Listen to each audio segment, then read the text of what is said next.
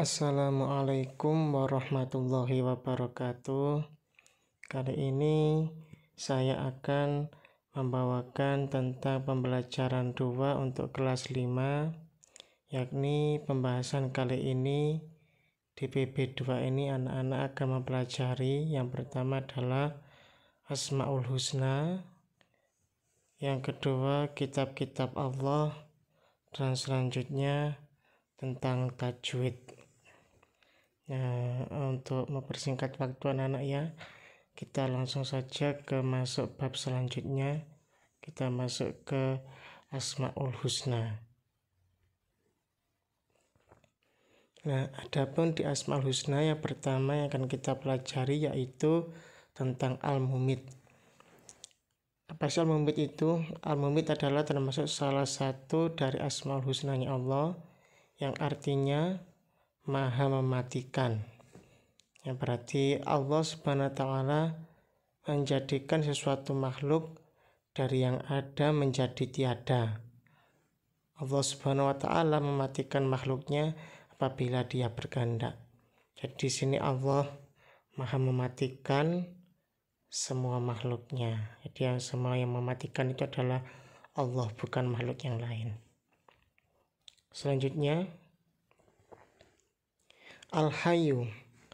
Al-Hayyu artinya maha hidup, yaitu Allah yang maha menghidupkan, menjadikan suatu makhluk dari yang awal mulanya tidak ada sehingga menjadi ada. Seperti sekarang bisa kita rasakan ya, kalau dulu kita itu tidak ada, sekarang bisa menjadi ada, dilahirkan dari ibu kita, dari rahim ibu kita. Yaitu Allah Subhanahu wa taala pula yang memegang hidup dan matinya seseorang, menyediakan keperluan hidup makhluknya dengan tujuan agar makhluknya beribadah kepada Allah Subhanahu wa taala. Selanjutnya Al-Qayyum. Al-Qayyum artinya yang maha kuat atau maha mandiri, yakni Allah berdiri sendiri, menciptakan dan mengurus kebutuhan makhluknya tanpa atau tidak membutuhkan bantuan siapapun dari makhluknya. Jadi Allah itu tidak butuh bantuan dari siapapun. Kemudian Al-Ahad.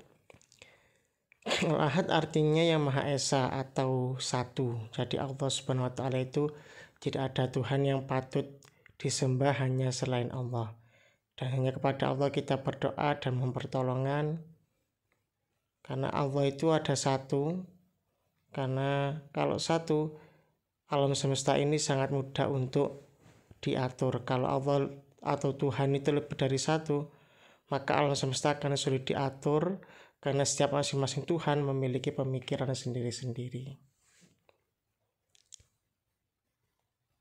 Nah, ini selanjutnya kita masuk di kitab-kitab Allah. Adapun kitab-kitab Allah yang diturunkan kepada para nabinya adalah yang pertama Taurat, diturunkan kepada Nabi Musa pada tahun 12 sebelum Masehi, Zabur kepada Nabi Daud pada abad 10 sebelum Masehi, Injil kepada Nabi Isa pada abad 1 Masehi, dan Al-Quran kepada Nabi Muhammad pada abad 6 Masehi. Ini bisa anak-anak hafalkan, bisa dilakukan ya. Taurat kepada Nabi Musa, Zabur kepada Nabi Daud, Injil kepada Nabi Isa, Al-Quran Nabi Muhammad. Lanjut anak ya. Di sini menjelaskan tentang keistimewaan kitab Quran, karena kitab yang kita gunakan sekarang adalah Quran, jadi ini lebih ke Quran, tidak menjelaskan yang lain. Kitab Al-Quran itu diturunkan kepada Nabi Muhammad, sehingga Nabi Muhammad disebut Khotamul Anbiya wal Mursalin, yang artinya Nabi terakhir yang diutus Allah. Kemudian Al-Quran sebagai penyempurna kitab-kitab sebelumnya, pahalanya bagi membaca 10 kebaikan setiap hurufnya. Ayat yang diturunkan pertama kali Al-Falaq 1-5 di Gua Hira pada 17 Ramadan dan diperingati sebagai peristiwa turunnya Al-Quran, disebut Nuzulul Quran, yakni ketika Nabi Muhammad berusia 40 tahun. Ini selanjutnya, Al-Quran diturunkan secara berangsur-angsur selama 22 tahun, 2 bulan, 22 hari. Al-Quran terdiri dari 30 juz, 114 surat, dan 6.660 ayat. Suratnya dibagi menjadi 2 golongan. Yang pertama Makkiyah, yaitu surat yang diturunkan di kota Mekah atau yang diturunkan sebelum Nabi Muhammad hijrah. Kemudian surat yang diturunkan di Madinah namanya disebut surat Madaniyah, yaitu surat yang diturunkan setelah Nabi Muhammad melakukan hijrah. Pencatat Al-Quran yang terkenal adalah Zaid bin Sabit dan Utsman bin Affan, yang juga disebut sebagai Al-Qurannya itu disebut sebagai Mushaf Utsmani. Selanjutnya, nama-nama lain dan fungsi Al-Quran. Ada Az-Zikru, artinya peringatan, Al-Bayan, penjelasan, An-Nur, cahaya, Al-Mau'idhah, nasihat, Al-Huda, petunjuk, Al-Furqan, pembeda, Asy-Syifa, obat, Al-Quran sebagai keterangan atau bacaan. Nah, silakan dibaca sendiri anak ya.